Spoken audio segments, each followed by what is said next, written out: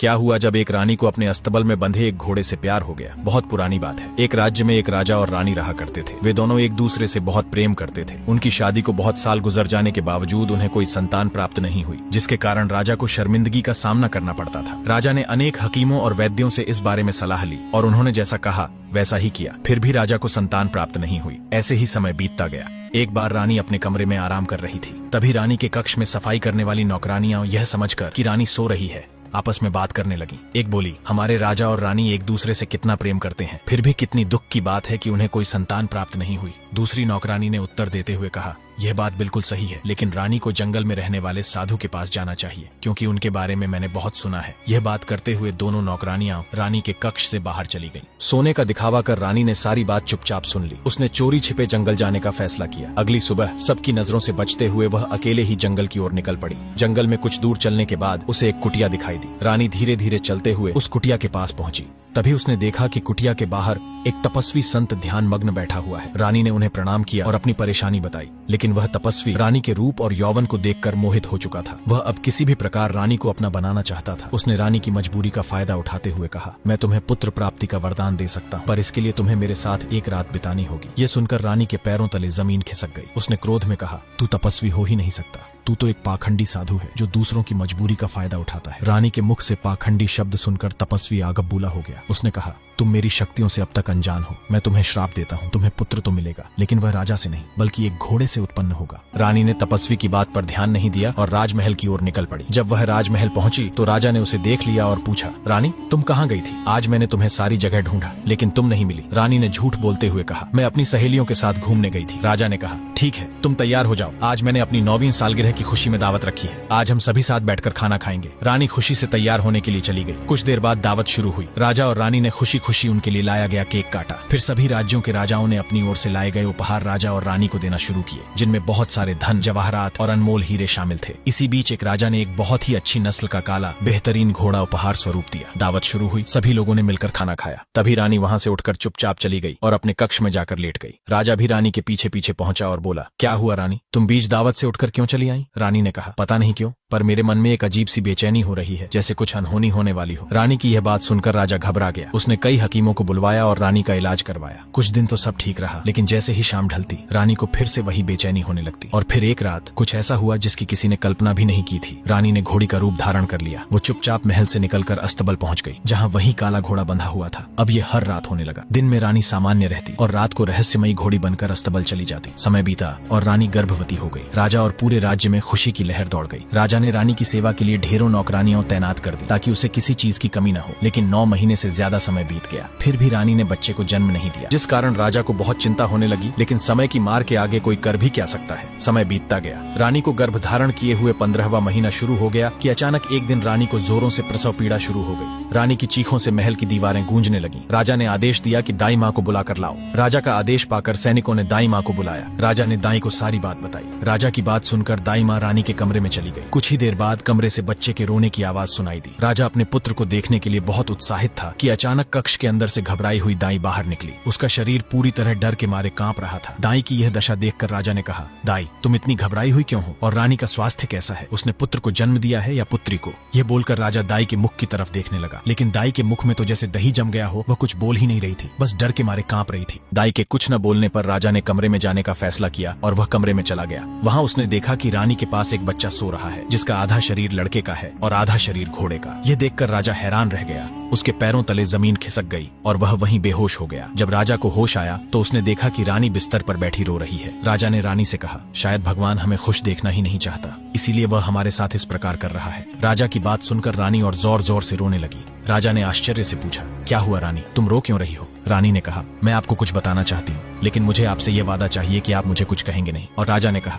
तुम बिना डर के बताओ रानी, अगर तुमने 7 खून भी किए हैं तो वो भी तुम्हारे लिए माफ है। रानी ने यह सुनकर बताना शुरू किया, मैं जंगल में गई थी, जहाँ एक साधु ने मुझे श्राप दिया कि मेरे पेट से राजा का बच्चा जन्म न लेकर एक घोड़े का बच्चा जन्म लेगा, और उस दिन के बाद से मैं रोज रात को एक घोड़ी बन जाती हूँ, और उसके बाद तो मुझे कुछ याद नहीं रहता। रानी की यह बात सुनकर राजा को रानी पर बहुत गुस्सा आया, लेकिन राजा रानी से वादा कर चुका था, इसलिए राजा ने रानी से कुछ नहीं कहा और कक्ष से बाहर चला गया। बाहर जाकर उसने सैनिकों को बुलाया और उनसे कहा, जंगल में जो साधु है उसे घसीट के दरबार में लाओ, और अगर उसकी रास्ते में मृत्यु हो जाए तो उसे दफन करके ही आना। राजा का आदेश पाकर सैनिक खूंखार सांड की तरह जंगल की ओर निकल पड़े। जंगल में कुछ देर ढूंढने के बाद उन्हें वह साधु मिल गया। सैनिकों ने बिना कुछ पूछे उस साधु को जंजीरों से बांध दिया और उसको पकड़कर राजमहल की तरफ चल पड़े। राजमहल में पहुंचकर सैनिकों ने साधु को राजा के सामने धक्का देकर गिरा दिया। राजा को देखकर साधु को यह समझते हुए तनिक भी देर नहीं लगी कि राजा ने उसे क्यों बुलाया है। साधु राजा के चरणों में गिरकर क्षमा याचना करने लगा, लेकिन राजा साधु की कोई भी बात सुनने को तैयार नहीं था, क्योंकि साधु को देखकर राजा का खून खौल रहा था। राजा ने गुस्से में आदेश दिया कि महल के सामने इसके कपड़े उतारकर 500 कोड़े लगाओ, जिससे यह दूसरी बार ऐसी तुच्छ हरकत न करे। ये कहकर राजा गुस्से में वापस रानी के कक्ष की तरफ चल पड़ा। कक्ष में जाकर राजा ने रानी से कहा,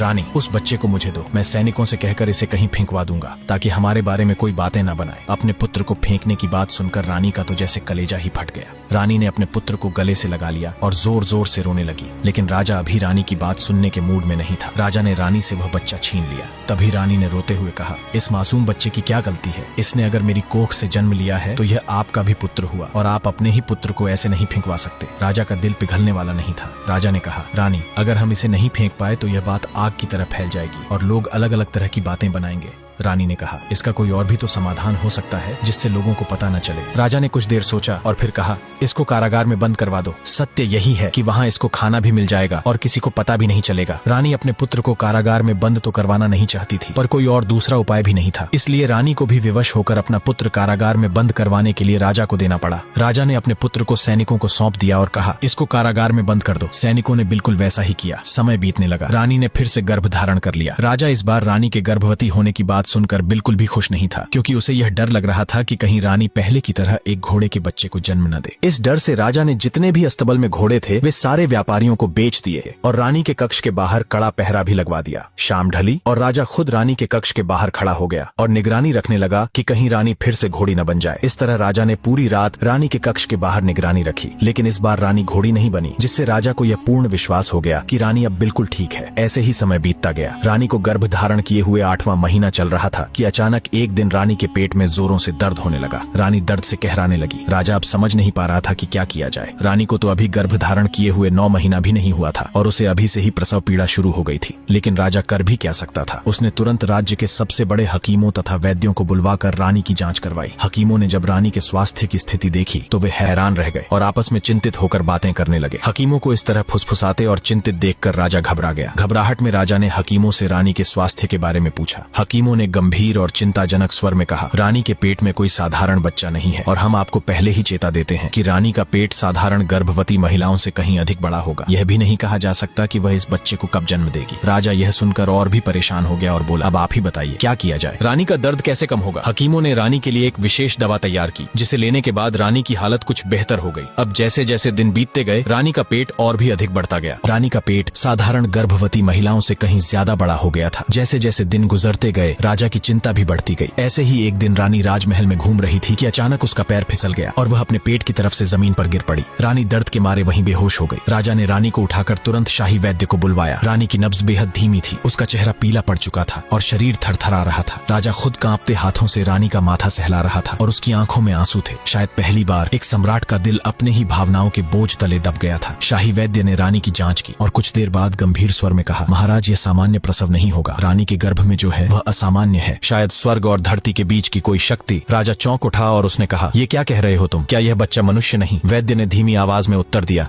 मनुष्य है, परंतु कुछ और भी हो सकता है उसमें, हम केवल अनुमान ही लगा सकते हैं। यह कहकर वैद्य ने रानी को एक विशेष औषधि दी, जिससे रानी ठीक हो गई। अब जैसे ही शाम ढली रानी को प्रसव पीड़ा शुरू हो गई। रानी की हालत ऐसी थी कि अगर उसने अभी बच्चे को जन्म नहीं दिया तो उसकी मृत्यु हो सकती थी। राजा ने दाई को बुलाया। दाई ने रानी के पेट को पकड़कर उसके बच्चे को जन्म दिलवाया। जैसे ही बच्चे का जन्म हुआ, बच्चे की किलकारी से पूरा राजमहल गूंज उठा। दाई बहुत उत्सुक हो गई राजा को बताने के लिए कि रानी ने एक पुत्र को जन्म दिया है जो कि स्वस्थ है। दाई अपने आप को रोक नहीं पाई और राजा के पास जाकर उसे सब कुछ बता दिया। राजा यह सुनकर बहुत खुश हुआ और उसने दाई से कहा, बोलो दाई, तुम्हें क्या चाहिए? तुम जो मांगोगी वह मिलेगा। दाई ने कहा, सोच लीजिए महाराज, एक बार फिर आप क्या बोल रहे हैं? राजा ने कहा, मैंने जो वादा कर दिया उसके बाद मैं पीछे नहीं हटता। तुम मांगो, तुम्हें क्या चाहिए? इतना सुनते ही दाई ने कहा, मुझे आपका जो पहला पुत्र था वह चाहिए। राजा ने सोचा, वैसे भी मैं अपने उस पुत्र को अपने पास नहीं रखता और अगर उसे यह दाई रखेगी तो उसके लिए ही अच्छा होगा। यह सोचकर राजा ने कहा, तुम उसे ले जा सकती हो अपने साथ। यह सुनकर दाई बहुत खुश हुई और राजा के पुत्र को एक टोकरी में डालकर महल से ले गई। घर जाकर उसने अपने बेटे की पत्नी से कहा, बहू क्या हुआ? अगर तुमने अभी तक किसी बच्चे को जन्म नहीं दिया, भगवान ने तेरी किस्मत में तो एक दिव्य बच्चा लिखा था जो आज मुझे मिल गया है। यह कहकर दाई ने टोकरी से बच्चे को निकाला और अपनी बहू को दे दिया। बहू के हाथ में जाते ही बच्चे का चेहरा सामान्य हो गया। ये देखकर दाई के बेटे की बहू बहुत खुश हुई और राजा के बेटे को अपने पुत्र की तरह प्रेम करने लगी।